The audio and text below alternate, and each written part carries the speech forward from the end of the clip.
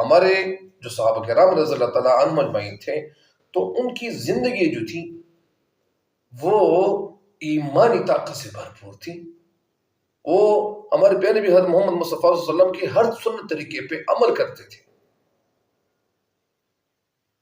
جس طرح ایک شعر کہتے ہیں اقبال کہ فرقہ بندی ہے کہیں اور کہیں ذاتیں ہیں، فرقہ بندی ہے کہیں اور کہیں ذاتیں ہیں، کیا زمانے میں پنپنے کی یہی باتیں ہیں. پھر کہتے ہیں کہ حقیقت خرافات میں کھو گئی، حقیقت خرافات میں کھو گئی، یہ امت روایات میں کھو گئی. ہمارے آباء و اجداد تو وہ تھے جو جرت اور بہادری کے پہاڑ تھے، بے خوف اتنے تھے کہ وہ بادشاہ کے سامنے کھڑے ہو کر بھی نہیں ڈرتے تھے، اور بادشاہ کے دربار میں جب چلے جاتے تھے، تشریف لے جاتے تھے ہمارے صحابہ کرام رضی اللہ تعالیٰ عنہم اجمعین، تو بادشاہ خوف سے اور اسی طرح وہ کیا ہو جاتے تھے، لرز جاتے تھے، کانپ اٹھتے تھے. جابر اور قہر انسانوں سے بھی وہ خوفزدہ نہیں ہوتے تھے،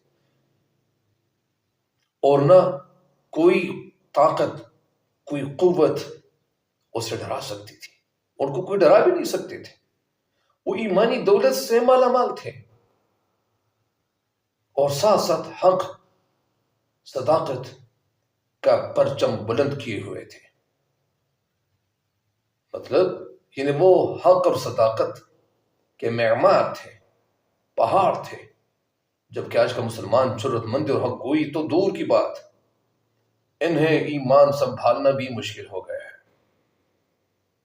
اس لیے اقبال کہتے ہیں ہر کوئی مست میں ذوق تن آسانی ہے، ہر کوئی مست میں ذوق تن آسانی ہے، تم مسلمان ہو یہ انداز مسلمانی ہے.